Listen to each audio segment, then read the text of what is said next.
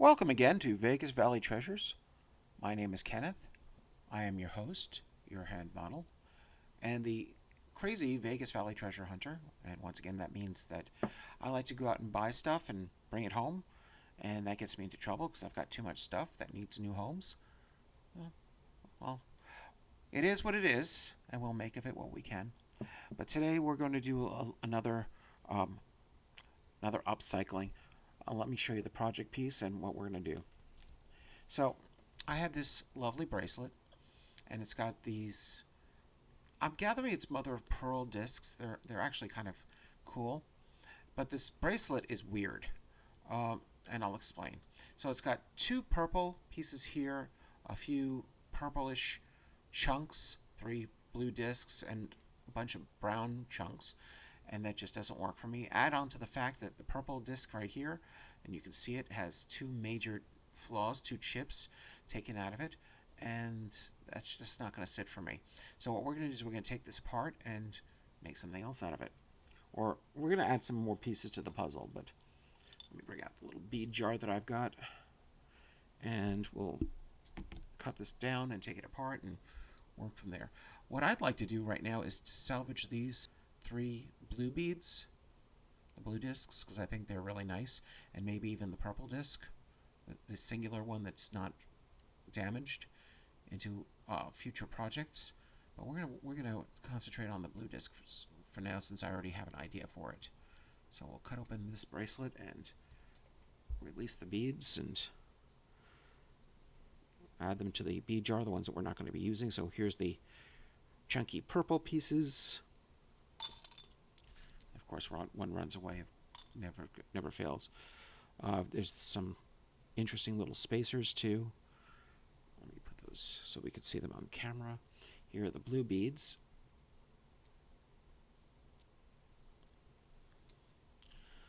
Another spacer here. Oh, come on, let go. Oh, I was headed to the knot. That's not good. So I got a third little spacer. Getting rid of the brown chunky beads. Here's the unbroken purple. And this goes to the trash because it's really not useful. Actually, I'm going to put it in the craft box. Maybe somebody can paste it someplace so it's flat this way, so they never see the chips that are coming out of it. And let's add to the pot here. I've got this interesting little, and I do mean little, silver stretch bracelet with a heart and a little tassel, which I really don't like. And its friend, another little silver stretch bracelet, same beading. You can see that, and it's got one little flat bead as the accent bead. But we're going to make good use of these as well, and we're going to add the beads to the pot, as it were. And what do I mean by that? We're going to use these beads as the foundation for the bracelet that we're creating, because I don't like the way that these look. We'll take this accent bead and throw it in here. Add to the fact that I also want it to be a larger bracelet than what these current stretch bracelets are. And we can use this tassel and or the little heart on a future piece that we create. So goodbye. So here's the heart and the tassel, which I don't think should be connected. So we'll put those to the side. And we're going to have lots of these pretty little silver beads to work with.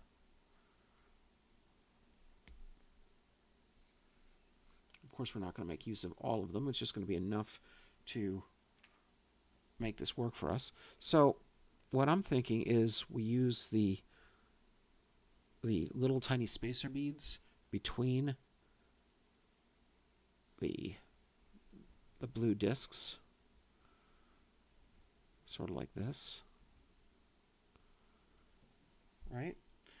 That means we don't need this one. We can even grab a couple of the blue beads that we had from the previous project.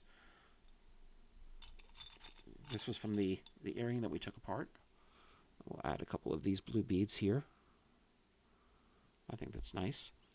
And the rest of it will just be... Actually, I'm going to take these little spacers out. I don't want them to be a different color. We'll use these silver beads as the spacers between, as well as the remainder of the bracelet. So something like that with a whole bunch of silver beads to make up the difference.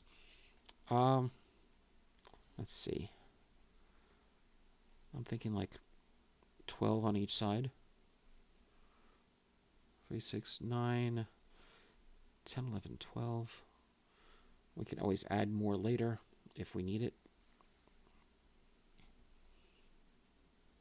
Let's see, 3, 6, 9, and 12. Is there anything else we want to add? Let's see.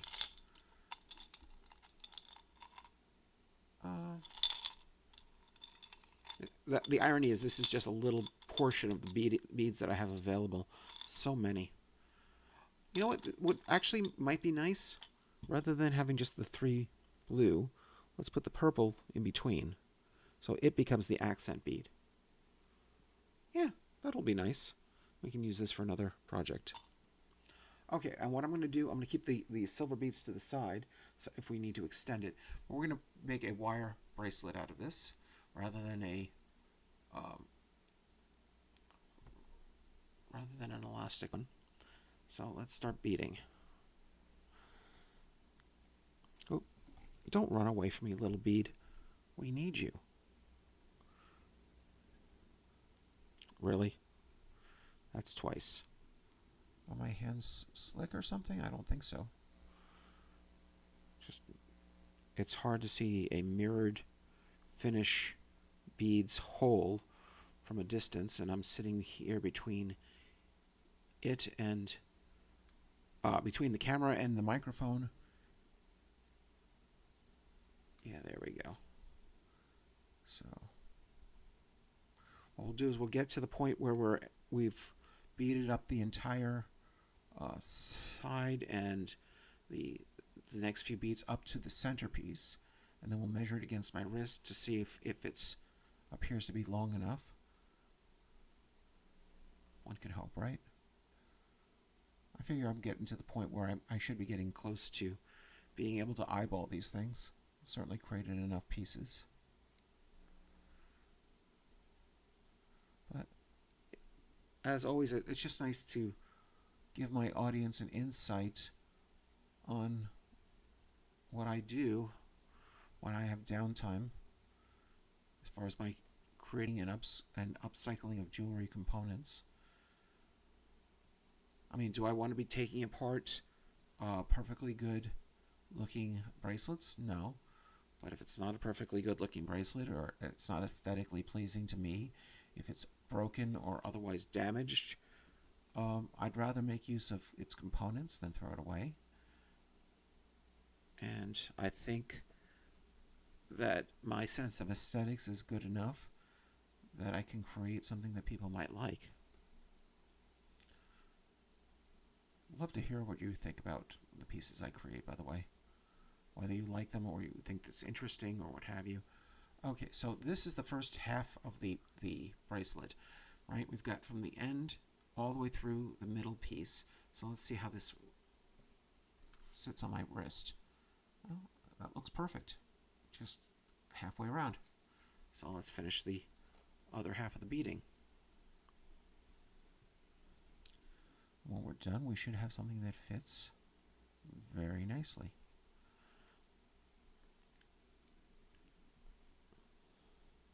And of course, if I don't think that something that I'm putting together is aesthetically pleasing when I've finished it, I can always, I don't know, take it apart and start again, or build something else. Since this is my creations, it's entirely up to my sense of aesthetics, right? But I hope that what I've created is pleasing to people.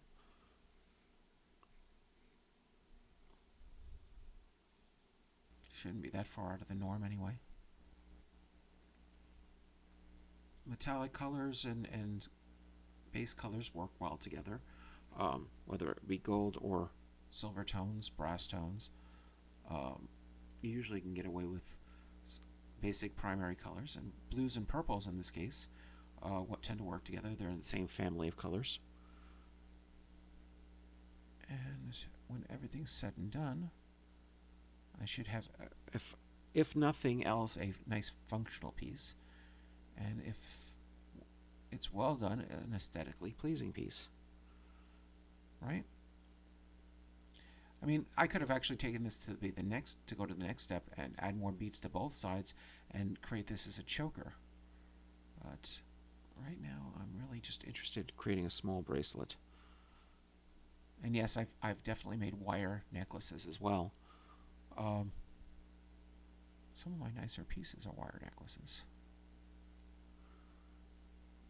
But wire necklaces have one major downfall, and that it's hard to keep their shape looking good. And is that one that's there extra? What? 2, 3, 4, 5, 6, 7, 8, 9, 10, 11. Yep, that belongs to this side as well. This is number 12. Okay, and 1, 2, 3, 4, 5, 6, 8, 9, 10, 11, 12. So that's the entire bracelet right there.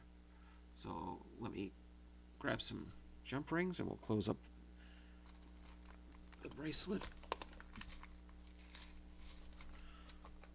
Do a little twisting wire action.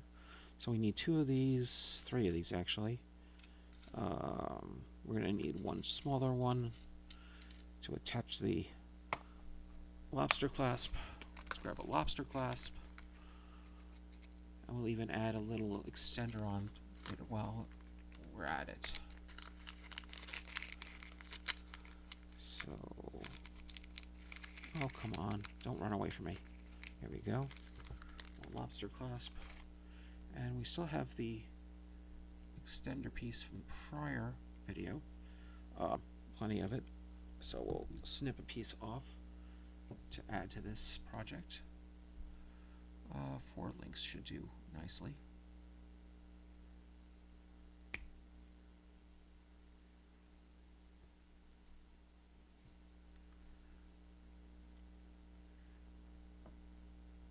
If anyone is at all interested, the Deadly Patriotic Gangster has a podcast that I was a part of just yesterday for the, I think, 3rd or 4th time. We had a nice 1-hour conversation together and discussed a bunch of different things. It was originally going to be about New Year's resolutions, but we had the conversation and Deadly thought better of it. And we were talking mainly about goals and habits and how effective they are and what you should be doing. But it was an interesting conversation nonetheless, and if you have an opportunity to listen to it, please do so. I believe his podcast is on Spotify. You can look for Deadlee, Deadlee. And if you have the opportunity, please subscribe. And also, if you want to, please like and subscribe my videos. I'd absolutely appreciate the audience. I think I've got a total of 7 subscribers right now. And I'm very happy to have the ones I have. But I'd love to have a few more people who are interested in the jewelry I'm creating. And I know there's interest out there. I mean, there's 20-something already views on one of my jewelry creations that I did earlier this morning. By the way, today is the 4th still. I've created 3 upcycling videos prior to this today, and I actually did a food review video as well. One of the local companies here in town provided, I believe that he paid for it, we provided Deadly with a beautiful little cheesecake, and he asked Dudley if he would do a review of it, and I volunteered. So there's now a new little video on my stream, or my playlists here. Or I should say there's a new playlist with a food review of what is the cheesecake baker, who I thought did a really good job. That was a delicious cake. Delicious cheesecake. I ate probably too much of it, to be honest. Not only on the broadcast where we had it, but Deadly was nice enough to let me take the remainder home, and I ate a lot of it. I know, more of me for my girlfriend to love, right? I should not be doing such things, but it was too good to pass up. I mean, really good. Okay, we've got this side closed. And we used a tiny link for that, but that's perfect. Okay, so we're going to... Oh, I actually want to twist it a little further. It's good, but I like to make sure that it's closed to the point where it's not going to come apart again. And we'll snip off the little tail there.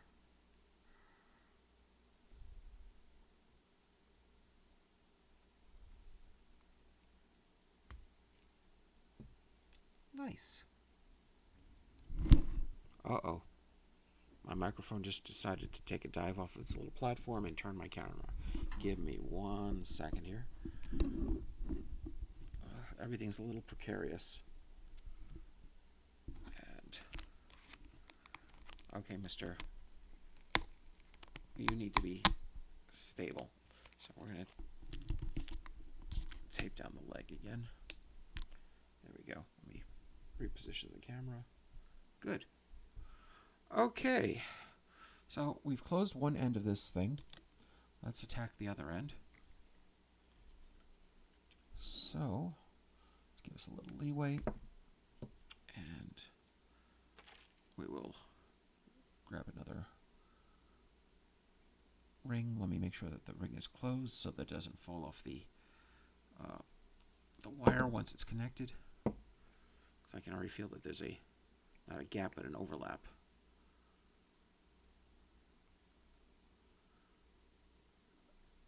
Okay, that'll work. And we'll put it on the wire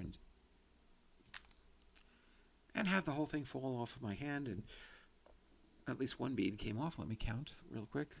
3, 6, 9, 10, 11. Yeah, there's number 12. Okay. It was only one that came loose. And it just decided to take a nosedive again. Oh, come on. Don't be like that. There we are. Okay, and here's my jump ring. And we'll close this again by twisting the wire. Actually, I want it a little closer. Realistically, there should only be about, well, hopefully less than 1/4 of an inch of gap. And that gap is really needed because you need to be able to have the beads float on the wire and not be rigid. Because if you have it too rigid, you won't have any flexibility to change the shape of the wire. Whereas if you have too much, the beads just float and it looks broken. That's actually pretty good.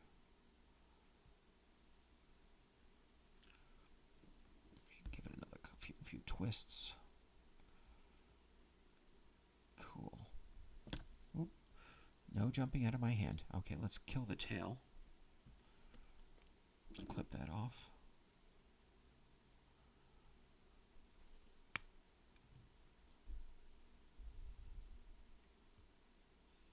See, when you're done, the beads should be able to move on top of the twisted section and just give you a little bit more flexibility. So if you straighten out the wire, you'll have a little bit of gap when you turn the wire in to where you need it for the bracelet. You should have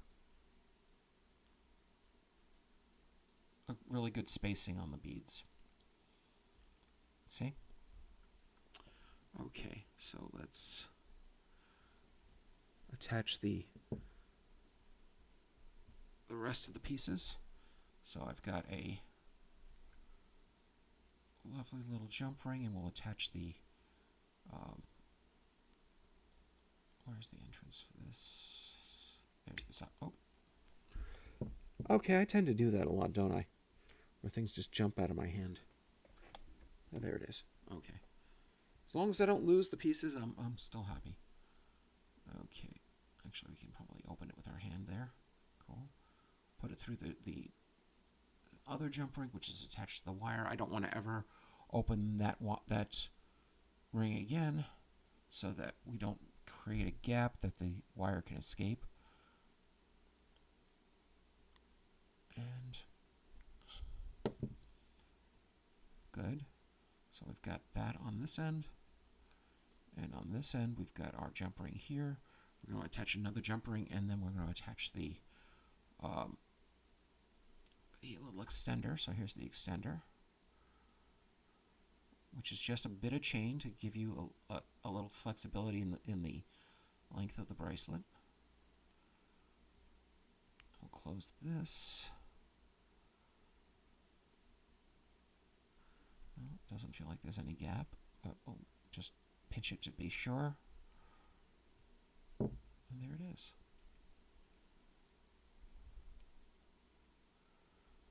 So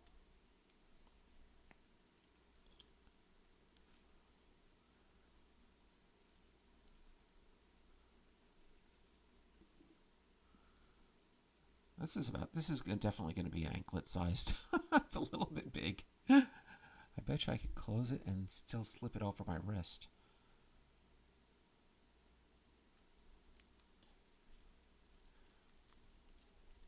Look at that. That's a nice anklet. What do you guys think? Was it worth breaking the two bracelets and salvaging the pieces from the third to make this? I like it. Oh well, let's put this on a jewelry card, bag it up, and get it over to Grogu for its next life. The only thing I can hope about things like this is I hope people appreciate the work I put in on salvaging these pieces and making something out of other not so nice pieces. I mean, I admit it, I probably could have taken 2 beads off of each side and made it a bit shorter and made it a bracelet rather than an anklet. But even as an anklet, this is damn cute. Look at these.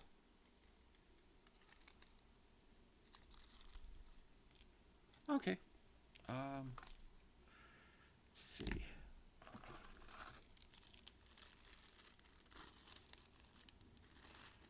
And the other side of the equation is I still have beads that were a part of each of those bracelets to make something else in the future.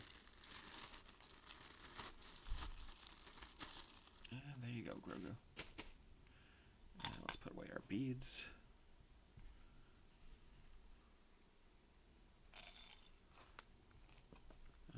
If you're going to do something like this, make sure you always have containers handy, whether it be baggies or little jars. I save jars from just about everything and wash them out, and especially things like salsa or chilies. I think this was a jar that was filled originally with mushrooms, of all things, that I found at the dollar store.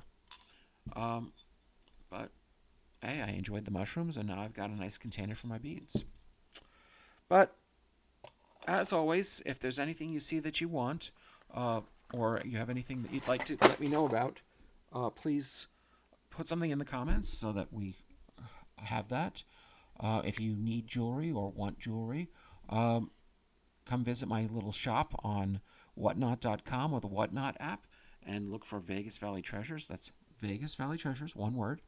Or as my friend Deadly would say, Vegas Valley Treasures. As always, I am Kenneth. I am your host, your hand model, the crazy Vegas Valley treasure hunter, and the person who's putting together jewelry today. I hope you enjoyed this little video. Please like and subscribe if you can. And as always, enjoy your jewelry. Take care.